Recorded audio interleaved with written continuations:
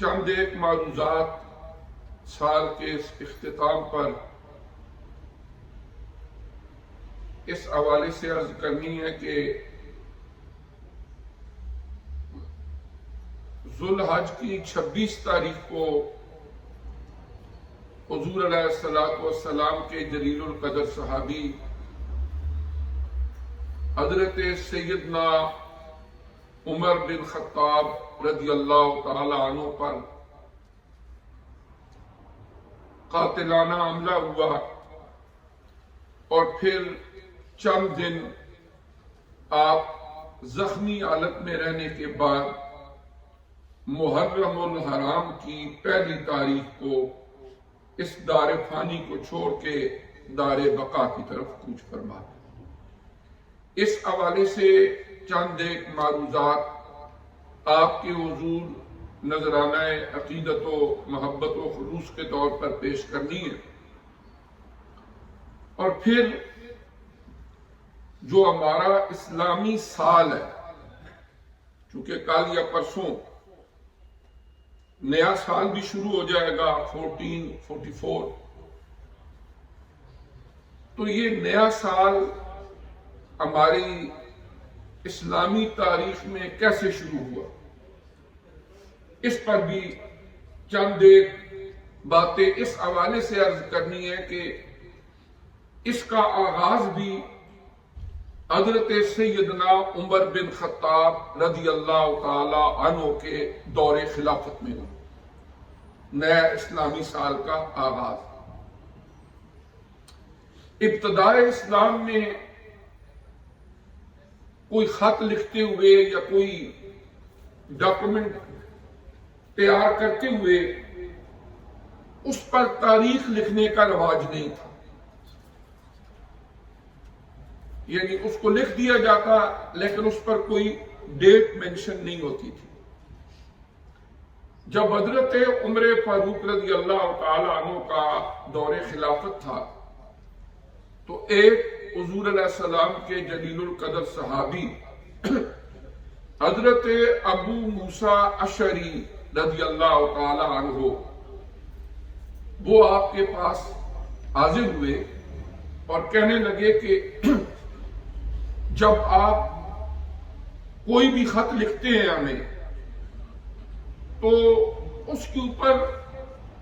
یہ نہیں لکھا ہوتا کہ یہ تاریخ کس دن کی ہے، ہم تک کب پہنچی، اور یہ ساری چیزیں نہ ہونے کی وجہ سے کچھ ہمیں کنفیوژن ہو جاتی ہیں. اور میرا مشورہ یہ ہے کہ اسلامی تقویم کا اہتمام کیا جائے، یعنی اسلامک کیلنڈر اس کو بنایا جائے. حضرت سیدنا عمر فاروق رضی اللہ تعالی عنہ نے، جو اس وقت جلیل القدر صحابہ اکرام موجود تھے، انہیں بلایا، ایک میٹنگ رکھی اور حضرت ابو موسیٰ اشعری رضی اللہ تعالی عنہ کی یہ سجیشن ان کے سامنے بھی رکھی کہ اس نے مجھے اپیل کیا ہے اور میں یہ سمجھتا ہوں کہ اسلامی تقویم کا آغاز ہونا چاہیے، آپ بتائیں. تو صحابہ اکرام نے بھی اس پر ایگری کیا کہ واقعی اسلامی تقویم شروع ہونی چاہیے. اس بات پر تو اتفاق ہو گیا. اب اگلا سوال یہ تھا کہ اسلامی تقویم کو کس دن سے شروع کیا جائے. مثلا مختلف جو دنیا بھر کے اندر کیلنڈرز بنے ان کی کوئی نہ کوئی ہسٹری ہے اور اس کے مطابق وہ بنائے جاتے ہیں. مثلا جو عیسوی کیلنڈر ہے اس کے لیے ہے کہ حضرت عیسیٰ علیہ السلام کی ولادت سے اس کا آغاز کرتے ہیں. اب 4 آپشنز تھے کہ اسلامی کیلنڈر کیسے شروع کیا جائے. اب اس کے لیے یہ تھا کہ ایک آپشن حضور علیہ السلام کی ولادت، دوسرا آپشن حضور علیہ السلام کی اعلان نبوت کہ جب آپ نے نبوت کا اعلان فرمایا، پھر آپ کی ہجرت، اور چوتھے نمبر پر آپ کا وصال مبارک، کہ کس طریقے سے اس کو شروع کیا جائے۔ سارے آپشن پر غور کرنے کے بعد جس چیز کو طے کیا گیا کہ کون سی پہلی ڈیٹ جو ہے کس سال سے شروع کی جائے، تو پھر اس کے لیے یہ طے ہوا کہ حضور علیہ السلام نے جو مکہ مکرمہ میں 13 ایئرز گزارنے کے بعد مدینہ طیبہ کی طرف ہجرت فرمائی، اس دن سے اس کو شروع کیا جائے۔ اب اس کی اہمیت کیا ہے؟ اس کی اہمیت یہ ہے کہ حضور علیہ السلام کی جو دعوتی زندگی ہے اس کی کل مدت کم و بیش 23 ایئرز ہے، یعنی نبوت کا اعلان فرمانے کے بعد آپ کے وصال مبارک تک 23 ایئرز بنتے ہیں۔ اب ان 23 ایئرز کے دو حصے، 13 پلس 10، جو پہلے 13 ایئرز ہیں وہ انتہائی اذیتوں والے، مشکلوں والے، پریشانیوں والے ہیں، اور پھر جب آخری 10 سال جو ہیں ان میں اللہ تبارک و تعالی نے مدد فرمائی، آپ نے ہجرت کی، اور ہجرت کے بعد پھر مدینہ طیبہ پہنچ کے وہاں سے آگے اسلام کو صحیح معنوں کے اندر ترویج و اشاعت کا موقع نصیب ہوا، کیونکہ یہ ایک ٹرننگ پوائنٹ ہے حضور علیہ السلام کی زندگی کا، کہ اعلان نبوت کے بعد 13 سال کی اذیتیں، تکلیفیں، پریشانیاں، اور پھر بعد والے 10 سال ان کے اندر بھی بے شمار آزمائشیں، یہاں تک کہ 27 غزوات وہ ہیں کہ جن کے اندر ان 10 سالوں میں سن 2 ہجری سے لے کر وصال مبارک تک حضور علیہ السلام بحیثیت کمانڈر ان چیف ہمیں میدان کارزار میں نظر آتے ہیں۔ 80 سے زیادہ وہ سرایہ ہیں کہ جنہیں نبی کریم رؤوف الرحیم صلی اللہ علیہ وسلم نے صحابہ کرام میں سے کسی کو کمانڈر ان چیف بنا کے بھیجا۔ اس زمانے میں بھی آزمائشیں رہی، البتہ اتنی بات ضرور تھی کہ مدینہ طیبہ میں آزادی کے ساتھ دین اسلام کی اس عالمی سطح پر دعوت و تبلیغ کا ایک موقع موجود تھا مشکلات کے باوجود۔ لیکن مکہ مکرمہ میں قریش مکہ اور کفار مکہ انہوں نے گھیرا اتنا تنگ کیا ہوا تھا کہ 13 سالوں کے اندر مکہ کے اندر آپ کو کوئی مسجد نظر نہیں آئے گی کہ نبی کریم علیہ السلام نے یہ مسجد مکہ میں بنائی۔ حرم مکہ، خانہ کعبہ شریف، مسجد حرام شریف وہ تو موجود تھی، لیکن اس کے گرد و نواح میں کوئی ایک مسجد بھی نہیں جو پہلے 13 سالوں میں بنی۔ حضور علیہ السلام نے اپنی مبارک زندگی میں جس پہلی مسجد کی بنیاد رکھی وہ ہجرت کے بعد مقام قباء پر آپ نے مسجد قباء کی بنیاد رکھی۔ آپ نے جب ہجرت کی، عرض کرنے کا مقصد یہ ہے کہ یہ جو واقعہ ہے اس کے اندر ایز بین مسلمان اپنی زندگی کو درست سمت پر ڈالنے کے لیے، اپنی کوتاہیوں کا احساس کرنے کے لیے، فکر آخرت اور دین اسلام جو ہمارے تک آج تک پہنچا، اس کے بیک گراؤنڈ میں کتنے لوگوں کا خون ہے، کتنے لوگوں کی قربانیاں ہیں، کتنے لوگوں کی برداشت کی ہوئی تکلیفیں اور اذیتیں ہیں، وہ ساری چیزیں ہمیں یاد کراتا ہے واقعہ ہجرت۔ یہ اس ہجرت کے 10 سال پہلے 13 ایئرز پہلے اور 10 ایئرز بعد والے جو ہیں، یہ ہم مسلمانوں کے لیے قیامت تک ہمیں یاد دلاتے رہتے ہیں کہ ہمارے پیارے آقا حضرت محمد مصطفیٰ صلی اللہ علیہ وآلہ وسلم نے کس قدر مشکلات اور تکلیفیں برداشت کی، اور یہ دین اسلام الحمدللہ صدیوں بعد بھی آج ہمارے پاس منوعاً موجود ہے۔ آپ دیکھیں کہ مکی دور کے صرف 2 چھوٹے چھوٹے واقعات،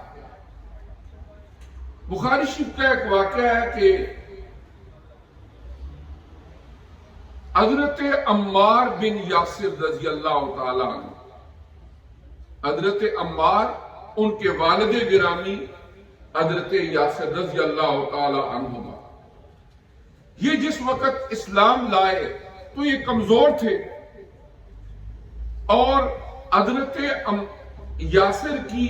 رضی اللہ تعالیٰ عنہ ان کی اہلیہ اور حضرت عمار رضی اللہ تعالیٰ عنہ کی والدہ حضرت سیدہ سمیہ رضی اللہ تعالیٰ عنہ، وہ بھی ایمان لائیں۔ اس وقت وہ بڑھاپے کی عمر کو پہنچ چکی تھی۔ جب یہ خاندان ایمان لایا تو ابو جہل نے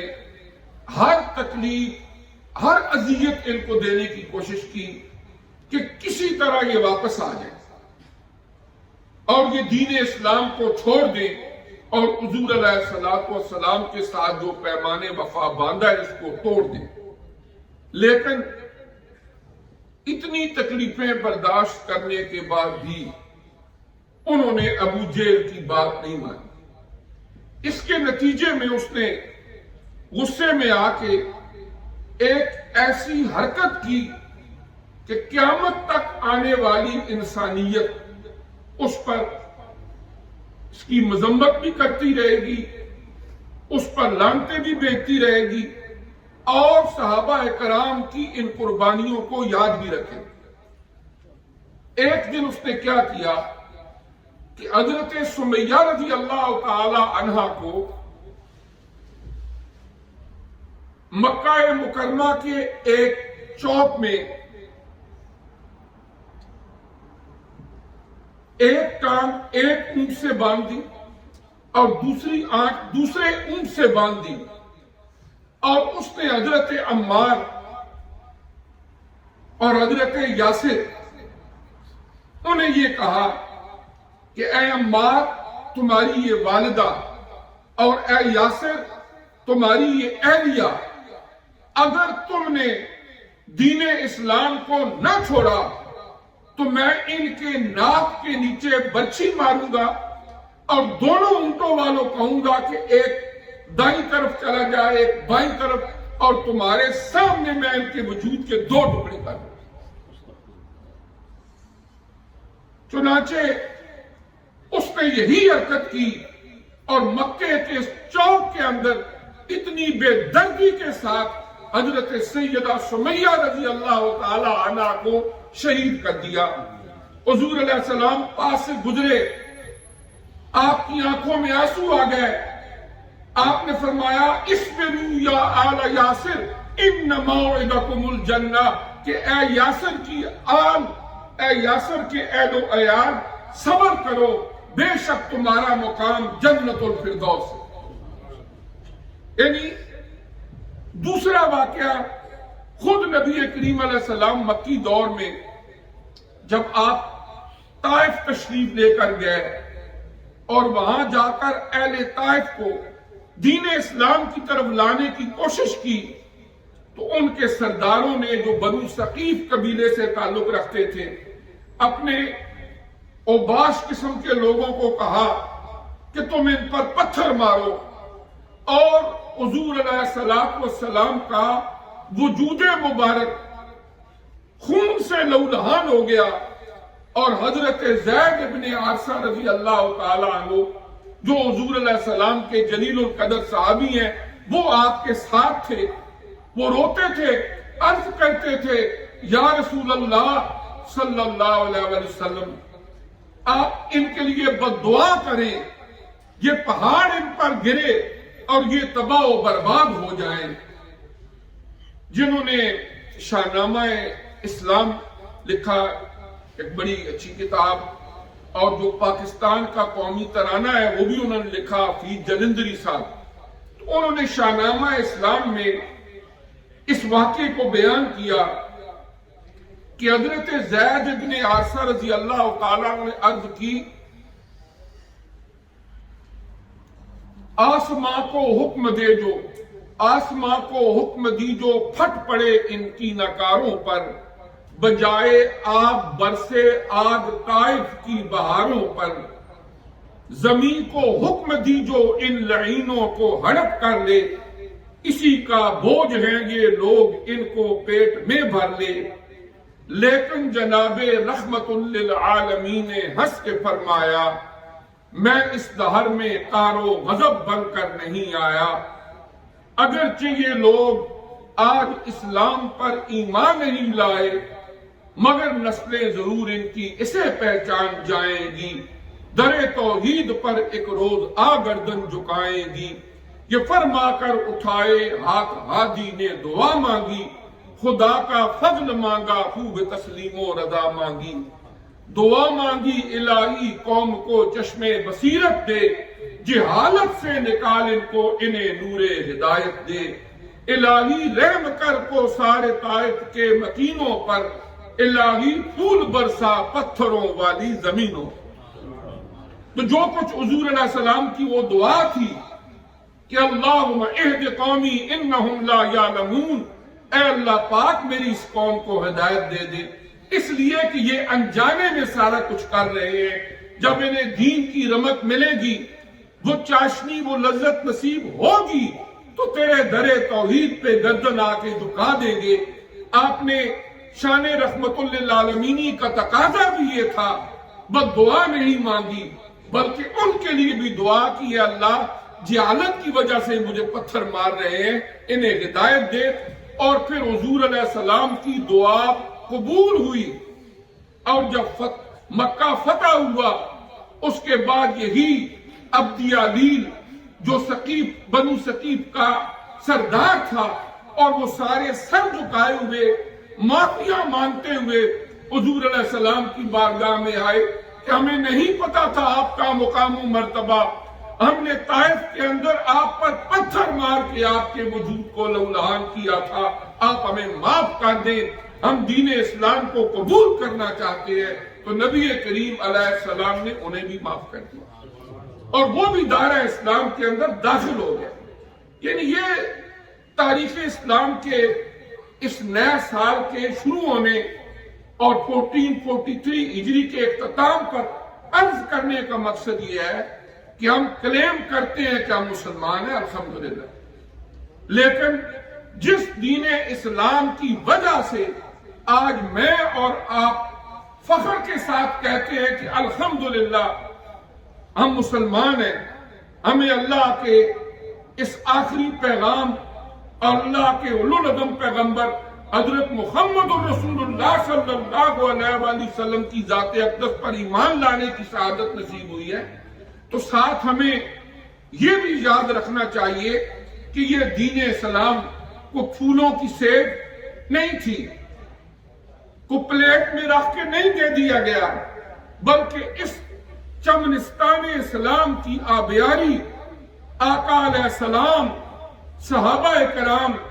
آل بیت اطہار کے پاکیزہ خون سے کی گئی ہے۔ ان کا خون ہے، آپ کے دندان مبارک شہید ہوئے، طائف میں آپ کا وجود لہولہان ہوا، سینکڑوں صحابہ کرام نے اپنی جانوں کے نذرانے پیش کیے،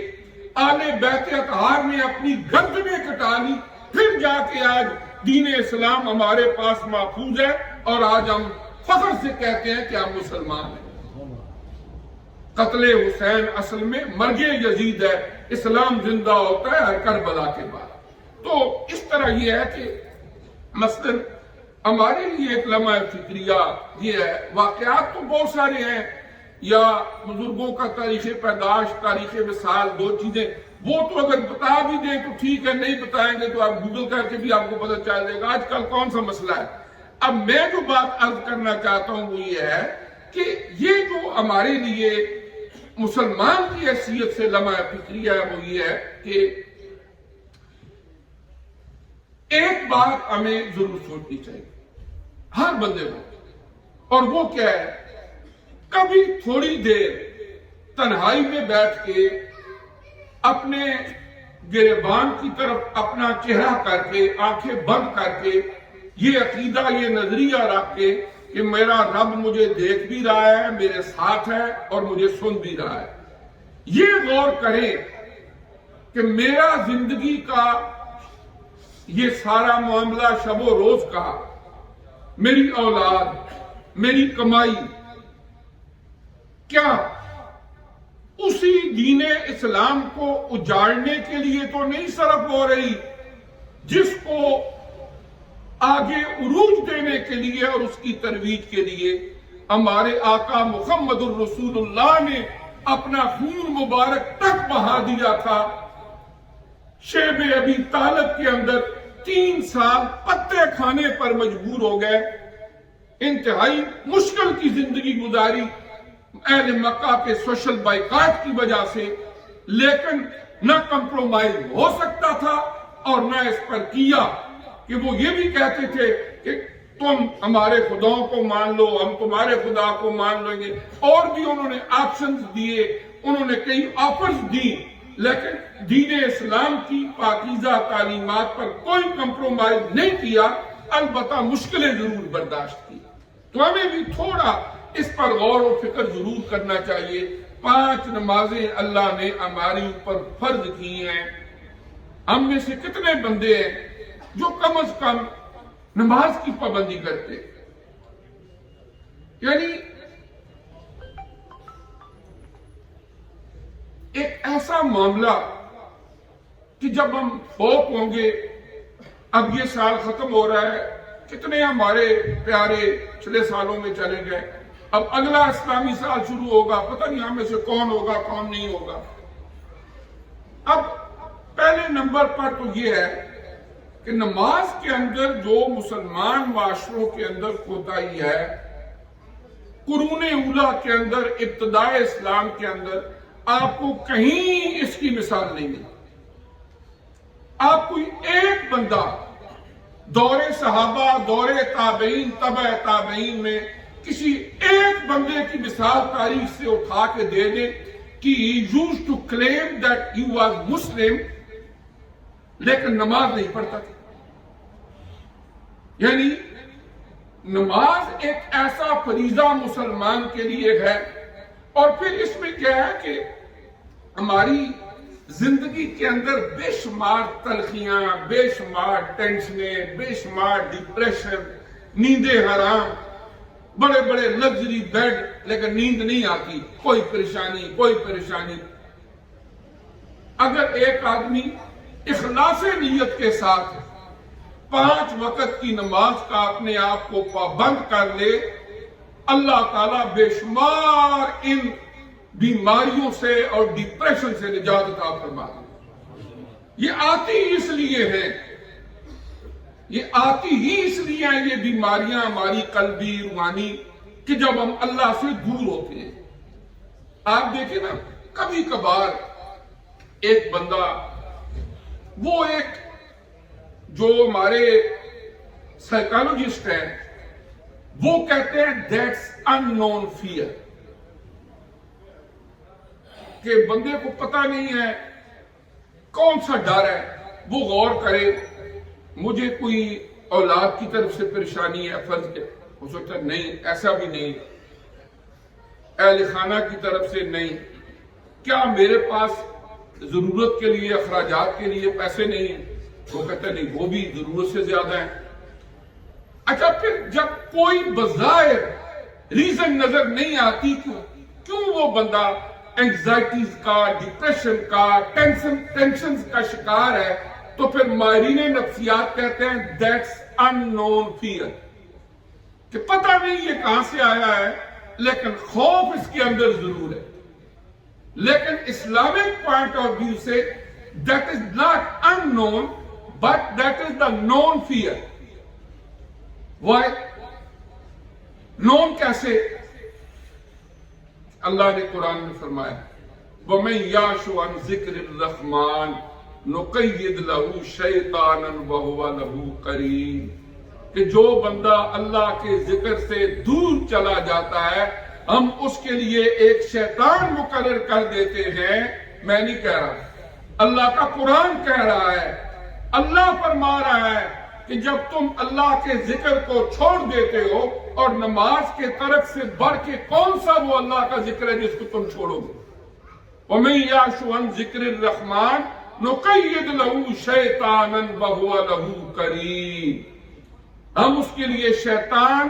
اپوائنٹ کر دیتے ہیں. من جانب اللہ وہ اپوائنٹ ہو جاتا ہے،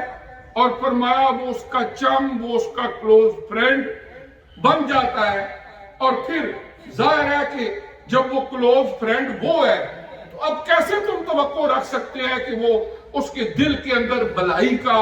نیکی کا، اچھائی کا، اللہ کے راستے میں خرچ کرنے کا، اللہ کے حضور سجدہ ریز ہونے کا جذبہ پیدا ہوگا. اور جب اللہ تعالیٰ ایک بندے سے ناراض ہوں، رزق نہیں چھینتے، روٹی نہیں چھینتے، آکسیجن نہیں چھینتے، یہ نہیں فرشتوں کو حکم دیتے اس بندے کی آکسیجن بند کر دو مر جائے، نو،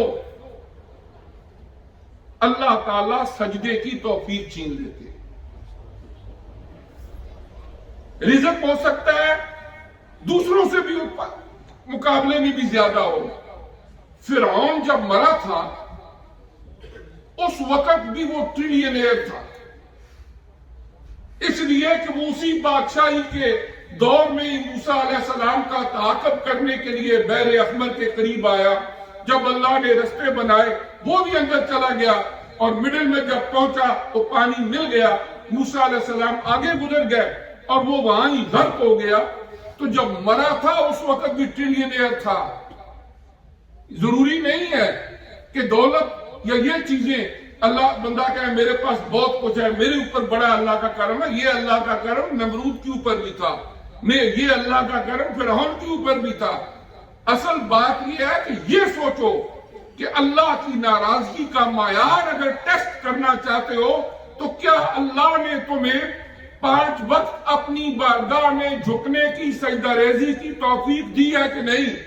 اگر وہ چھن گئی ہے تو سمجھو اللہ مجھ سے ناراض ہے، اللہ مجھ سے ناراض ہے.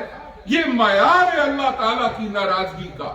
یہ نہیں کہ بندہ کہے مامے جو ہمارے پاس تو بہت اللہ کا فضل ہے، بڑی بڑی گاڑیاں، بڑے بڑے بنگلے، بڑی بڑی، اور جو یہاں پر جتنے بے حیا ایکسٹریم پہ پہنچے ہوئے ہیں ان کے پاس اس سے ہزاروں گنا زیادہ سارا کچھ ہے. یہ کوئی معیار نہیں ہے، غلط فہمی نہ رہے. معیار یہ ہے کہ اگر اللہ آپ کو تہجد کے وقت اٹھ کے اپنی بارگاہ میں سجدہ ریزی کی توفیق دیتا ہے تو سمجھ لو اللہ مجھ سے راضی.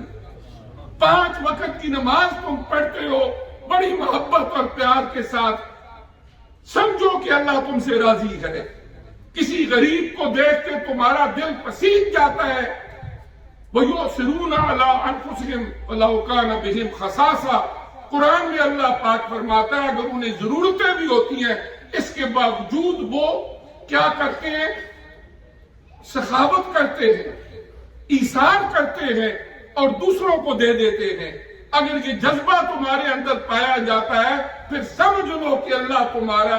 ساتھ راضی ہے، کیونکہ تمہارا دل سخت نہیں بلکہ اس نے نرم کیا ہوا ہے. تو یہ سال ختم ہو رہا ہے، ہو سکتا ہے ٹوڈے دا لاسٹ ڈے اور ٹمارو دا لاسٹ ڈے. 1 محرم سے نیو ایئر 1444 شروع ہوگا. تو میری ایک ہی گزارش ہے کہ جہاں نیا سال شروع ہو رہا ہے وہاں اپنی نئی زندگی کی ابتدا کر لو. مرنا ہے ایک دن، قبر ہمارا انتظار کر رہی ہے. कोताहियां हैं तो छोड़ दो, वो अल्लाह बड़ा करीम है। हमारे गुनाहों की एक हद है, उसकी रहमत की कोई हद नहीं है।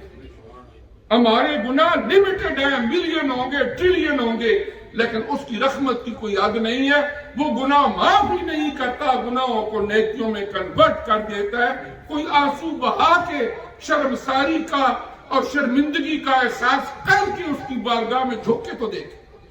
उसकी रहमत दौड़ के आती है। लिहाजा एक ही गुजारिश है, अगला जुमा आने तक इंशाअल्लाह बशर्ते जिंदगी 1444 शुरू हो जाएगा, तो जहां ये साल खत्म हो रहा है वहां अपनी पिछली मेरे अंदर, मैं जहां बैठे हुए खुदा की कसम करके कहता हूं सबसे बड़ा गुनाहगार मैं।